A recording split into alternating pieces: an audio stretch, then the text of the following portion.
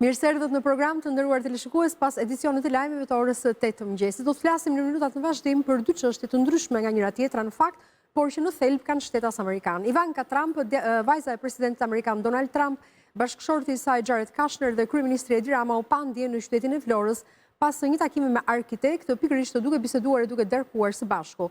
Do të shkojnë një lidhje të drejtë për drejtë me Afrovita Hysain, korespondentin e radio televizionit shqiptar në Vlorë në këto momente, për të na treguar pak se si u prit në qytetin bregdetar ky takim dhe çështja e dytë për cilin do të flasim do të jetë pikërisht fjalimi i presidentit të Donald Trump në konferencën e Davosit, që duket se tronditi në një farë kuptimi botën me qëndrimet e tij të prera rreth ishullit më të madh të botës, siç është Grenlanda, që ka trazuar Bashkimin Evropian.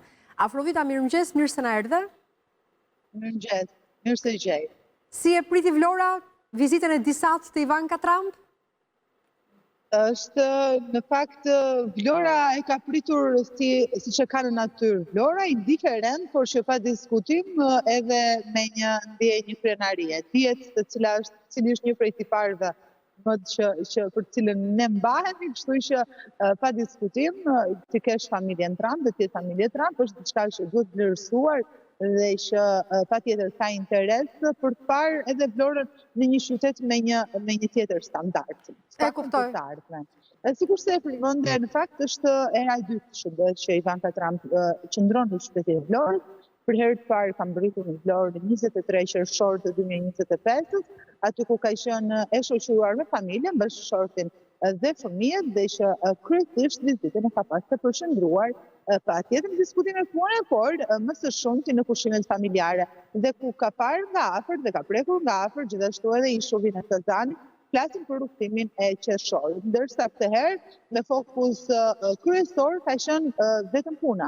Paktën për vizitën e ditës së djeshme, ashtu sikurse itinerari dhe gjitha lëvizjet e ditës së djeshme kanë qenë të programuara, është parë se interesi ka qenë pikërisht për punën dhe për projekte të cilat presin për të implementuar në qytetin e Vlorës. Bëhet fjalë për takimin që paktën si ka nisur nga në orët e paraditës së një dite më parë, vendosur në një prej komplekseve të zonës të ujit të ftohtë, larg të mediave dhe publikut, dhe ka pasur një takim ku është diskutuar për mbi 2 orë me arkitekt dhe me zyrat e arkitekturës, ndër më të njohurat pa diskutim në botë, ku kanë folur për ndryshimet që do të pësoj projekti i ishullit Sazanit. Dhe kujtojmë që ka tashmë një projekt i cili është publik për ndërtimin e viletave, shtëpive apo edhe të njësive të shërbimit në ishullin e Sazanit, për ndryshimet që do të pësojnë, por gjithashtu edhe për projekte të cilat lidhen me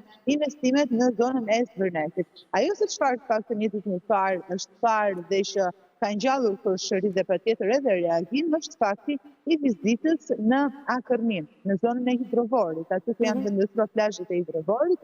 Të paktën në vizitat e kaluara dhe sigurisht në diskutimet që ka pasur sa i takon investimeve në Vlorë, është përfolur gjithmonë ishulli i Sazanit dhe më pas Zvërneti, por jo plazhet e Hidrovorit. Në fakt, mbas mbledhjes me një herë ndalesa e parë, e cila ka zgjatur edhe më e gjatë në sa i takon ndarjeve të vizitave, ka qenë pikërisht plazhet e Hidrovorit dhe zona e Akërnis, aty ku ka parë më nga afër pjesën e vijës bregdetare, dhe që më pas kanë ndalur dhe ka zhvilluar një tjetër ndalesë në zonën e Zvërnetit. Pas Zvërnetit në manastir dhe pikërisht pjesën e plazheve. Po.